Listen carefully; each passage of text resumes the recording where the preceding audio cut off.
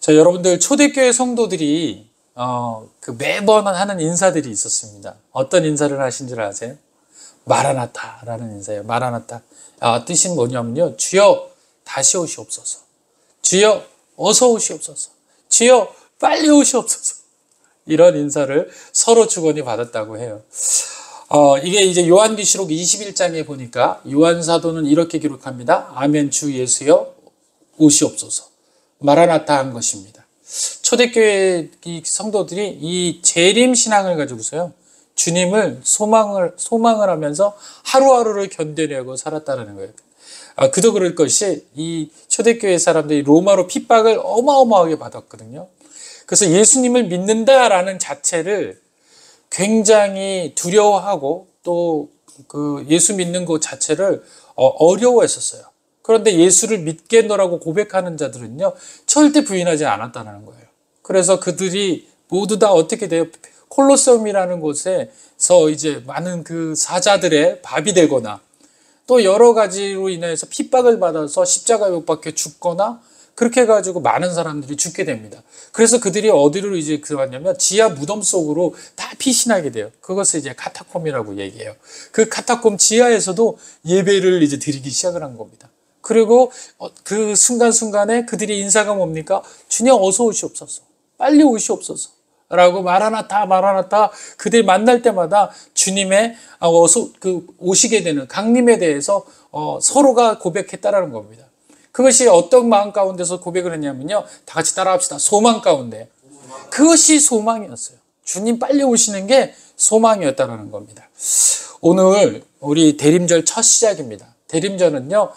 주님 성탄절을 맞이하기 전에 4주간을 대림절이라고 얘기해요. 그래서 대림절 첫 주, 둘째 주, 셋째 주, 넷째째를 지나고 난 다음에 이제 성탄절을 맞이하게 됩니다. 그래서 이 대림절 기간 동안은요, 기다림이라는 그 의미를 가지고 있어요. 그래서 이 대림절 자체가 기다린다라는 뜻을 가지고 있습니다. 그래서 오늘 우리는요, 기다림의 예배를 시작으로 12월 첫 주 예배를 시작한 겁니다. 오늘 저와 여러분들이 드리는 이 예배는요, 기다림에 대한 이야기예요. 기다림에 대한 예배입니다. 어떤 예배입니까? 주님을 기다리는 거예요. 성탄절을 기다리고 소망 가운데 주님을 기다리는 그런 시간이라는 겁니다. 또 이 대림절은요, 소망의 계절이에요. 구원자이신 주님이 다시 오시는 날이기 때문에 소망하는 그 소망으로 기다리는 그 계절입니다. 심판자로 생명의 구주로 우리를 다시 찾아오시는 그 주님을 기다리는 계절, 그것이 바로 이 대림절의 계절, 소망의 계절인 겁니다. 며칠 전에 눈이 너무너무 많이 왔죠. 제가 일기예보를 봤더니요, 가장 많이 온 곳이 경기도 광주였어요. 40cm가 왔대요. 그리고 그 옆에 용인시가 또 눈이 어마어마하게 왔습니다. 저는 일산도 어마어마하게 와서 우리만큼 왔겠지라고 했더니 우리도 많이 왔지만 더 많이 온 곳이 많더라는 겁니다.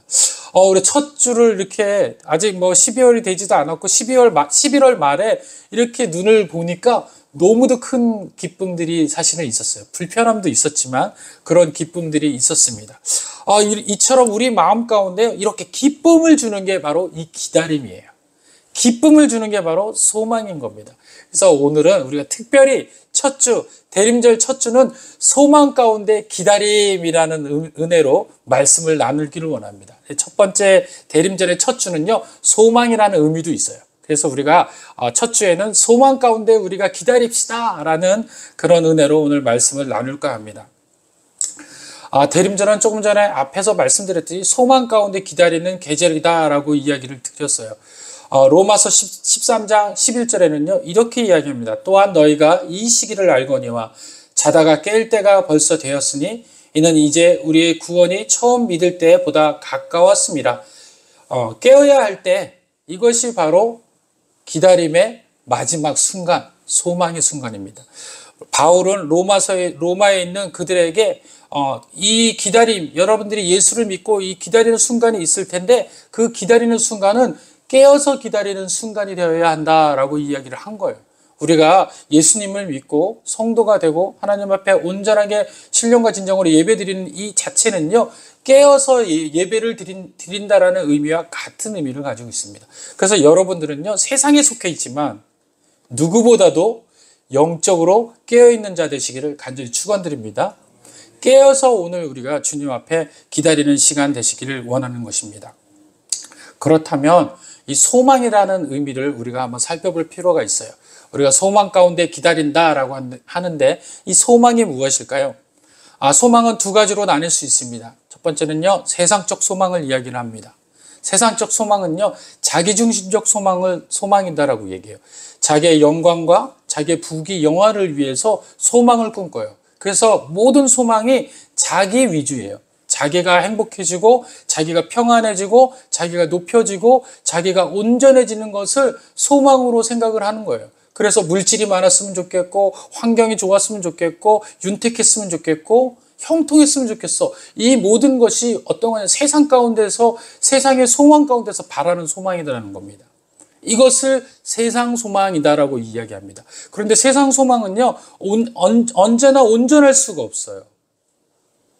풍선이 온전하려면 그 안에 뭐가 들어가야 돼요? 바람이 들어가서 그것을 빵빵하게 채워야 됩니다. 그러나 바람이 빠질 때는 풍선도 빠지게 되는 겁니다. 바람이 빠진 풍선은 볼품이 없어요. 우리의 세상적 소망은요, 이런 풍선과 같다라는 거예요. 언제는 우리가 물질적으로 충만한 것이 보였는데 실상은 그 물질적인 충만한 것으로만 온전하게 생활이 안 돼요. 또 다른 소망을 품고 또 다른 것을 품게 되기를 원한다라는 거예요. 그래서 늘 그런 것만 쫓아다니다 보면 실제적인 미아가 되는 경우들이 많다라는 거예요. 그래서 세상 소망은 우리를 충만케 해줄 수 없다. 우리를 적셔줄 수 없다. 잠깐 우리에게 풍선과 같이 부풀리게 할 수도 있지만 그 풍선이 영원하지 못한 것처럼 세상적 소망은 우리에게 영원한 것을 가져다 줄 수는 없다. 그래서 우리는 진짜 소망을 바라게 되는 겁니다. 그래서 두 번째 소망, 사실은 첫 번째 소망은 세상적 소망이라고 말씀드렸죠. 두 번째 소망이야말로 진짜 소망인데 그것은 그리스도 안에 있는 소망인 것입니다. 할렐루야. 그리스도의 소망은 뭐냐? 하나님이 우리들에게 주신 말씀이 말씀대로 이루어지는 사건, 그것이 소망인 거예요. 그러니까 주님께서 다시 오신다라고 약속했으면 다시 오시는 그 사건, 그것이 우리들에게 소망인 겁니다. 그리고 또 우리 주님께서 하나님께서 성경 말씀을 통해서 우리에게 주시는 말씀들이 있죠. 그 말씀들이 우리 삶 가운데서 열매 맺어서 그 말씀대로 살아가게 되고 그 말씀의 은혜를 겪게 되는 그 과정들, 그것이 진짜 소망이라는 거예요. 그래서 세상 소망은 환경적인 영향을 통해서 나 중심적으로 소망에 이끌려가지만 하나님의 소망은 말씀 중심적이고 하나님 중심적으로 소망이 선포되어지고 이루어진다라는 겁니다. 그래서 오늘 우리는요, 하나님 앞에서 바라보며 하나님 말씀대로 이루어지는 것들을 꿈꾸는 것, 그것이 바로 우리의 소망이 되어야 될 줄 믿으시길 바랍니다. 우리 삶 가운데서 하나님 말씀대로 이루어지길 원합니다. 하나님 말씀 안에서 우리가 환경적으로나 세상적으로 우리가 주님의 은혜를 통해서 존귀함 받는다라고 분명히 말씀 안에 써 있으니 우리가 하나님 믿음으로 인해서 세상 가운데서 존귀케 되는 역사가 이루어지게 하여 주시옵소서. 이게 소망이라는 거예요. 이게 소망. 세상의 헛것 물질과 여러 가지를 그 지푸라기로 잡으려는 여기에 소망을 품으면 안 되고 하나님 말씀대로 살다가 하나님 말씀대로 해결함 받는 거. 지금은 내 삶이 어렵고 궁핍하고 어려울지 모르지만 그러나 분명히 하나님 말씀 안에서 하나님을 믿고 하면 수고하고 무거운 짐진 자들이 회복함을 받고 본질적인 평강이 삶 가운데서 온전하게 된다라는 그 진실된 말씀을 품는 거, 붙잡고 나가는 거, 그것이 소망이다라고 오늘 말씀을 드리는 겁니다. 또한 소망은요, 하나님의 소망은요, 닷과 같아요. 배의 닷과 같아요. 흔들림이 없는 것이 소망이 될 줄 믿습니다. 세상적 소망은 닷이 없어요. 그래서 조류와 파도에 의해서 그 소망이 매번 바뀌기도 하고 삶의 모든 지경들이 힘들어지고 어려워질 때 변질될 수가 있습니다. 그러나 하나님께 뿌리내린 소망은요, 변질되지를 않아요. 그래서 소망을 우리는 닷과 같다라고 이야기를 할 때가 많습니다. 소망은요, 닷인 거예요. 그래서 어떻게 내려야 돼요? 하나님 앞에 큰 닷을 내리는 거예요. 하나님 중심에 하나님 그 깊은 곳에 내 마음을 내리는 거예요. 중심을 세우는 거예요. 흔들리지 않는다는 겁니다. 그럴 때 하나님께서 나의 삶 가운데서 온전히 하나님의 은혜를 통하여서 우리를 회복시켜 줄 줄 믿습니다. 그래서 히브리서 6장 19절에는 이렇게 이야기하고 있는 거예요. 우리는 이 소망을 마치 혼의 닷같이 가지고 있나니 확실하면서도 확고하여 휘장막 내부로 들어가느니라. 히브리서 그 기자도 이렇게 증거하고 있는 겁니다. 소망은 닷과 같다. 그러니 너희가 그 깊은 곳에 닷을 내릴 때 너희 중심이 흔들리지 않을 것이다 라고 이야기합니다. 또한 소망은요 투구와 같다라고 표현하고 있어요. 데살로니가전서 5장 8절에는 이렇게 이야기합니다. 그러나 낮에 속한 우리는 정신을 차리고 믿음과 사랑의 흉갑을 입자. 또 구원의 소망을 투구로 쓰자. 구원의 소망을 투구로 쓰자라고 이야기합니다. 소망은 뭐와 같다고요? 투구와 같다. 그래서 여러분들이 전쟁에 나갈 때 뭘 품고 나가야 되는 거예요? 머리에 투구를 써야 돼요. 뭘 쓰고 나가야 되는 겁니까? 세상 나갈 때 소망이라는 투구로 머리에 쓰고 그리고 나가야 돼요. 그 소망은 누구에게 속한 거라고요? 하나님께 뿌리 내리는 것이 바로 소망이다. 그러니까 저와 여러분들이 하나님 앞에 온전하게 내리는 거, 그것이 바로 소망이 될 줄로 믿습니다. 그리고 소망은요, 바로 믿음이 있어야 소망이 있는 거예요. 믿음이 없이는 소망이 있을 수가 없어요. 막연하게 소망을 갖는다라고 해서 가져지는 것이 아닙니다. 바로 믿음이라는 게 뒷받침돼야 소망이 완전해질 수가 있어요. 우리가 하나님 앞에 닷을 내리는 것도 믿음이 있어야 하나님 앞에 내릴 수 있습니다. 하나님이라는 실존적인 우리 인격분을 우리가 발견해두지 못하고 알지 못하고 거기에 막연하게 믿음이라는 것을 실을 수가 없어요.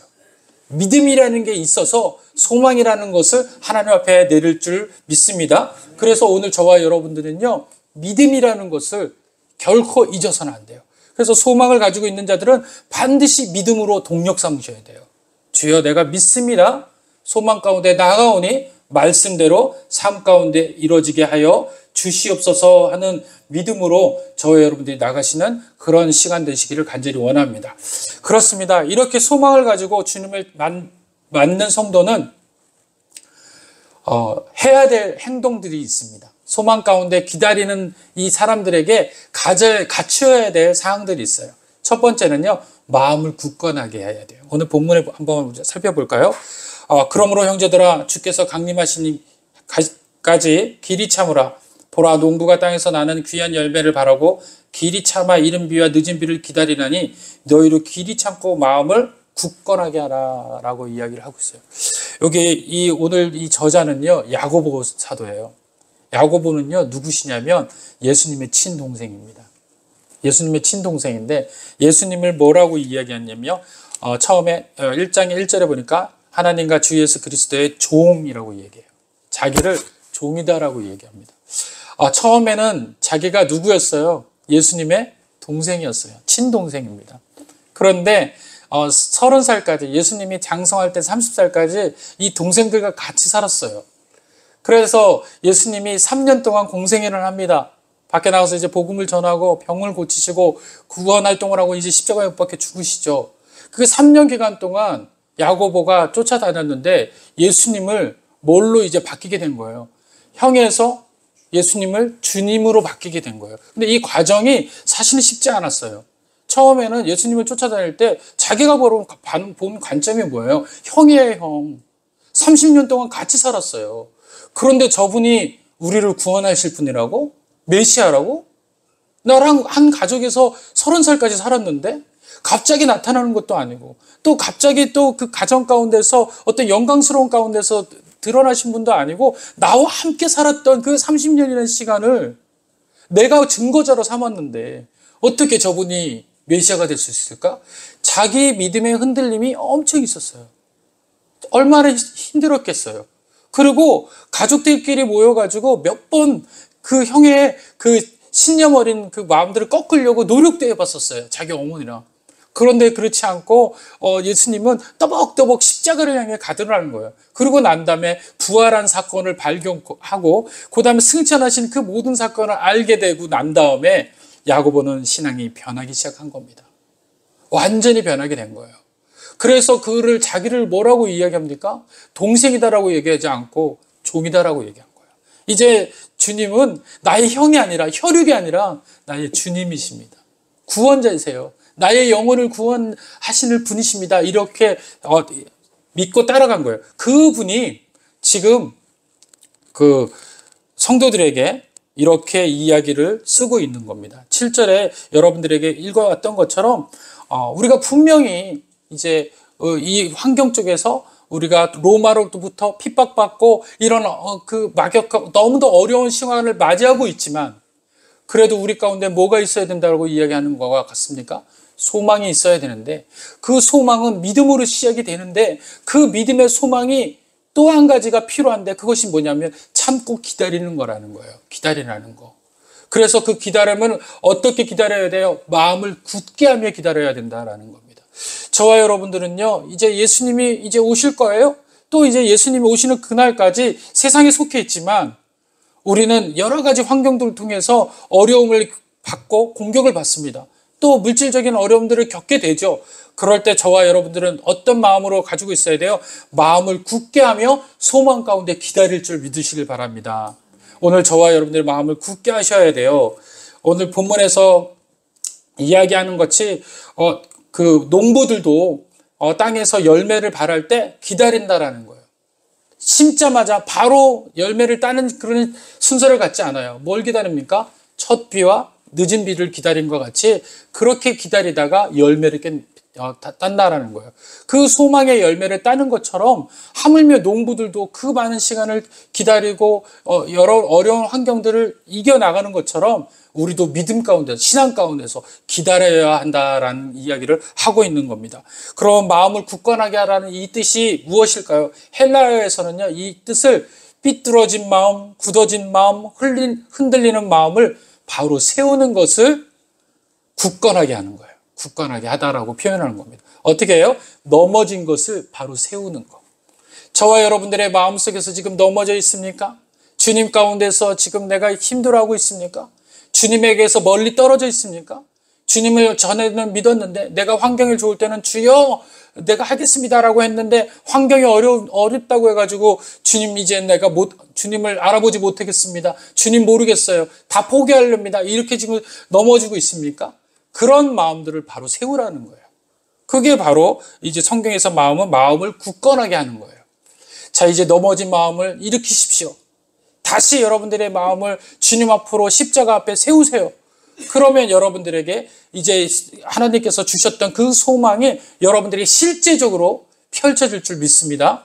여러분들이 이 넘어진 마음을 세우지 않고 소망을 붙잡을 수가 없어요.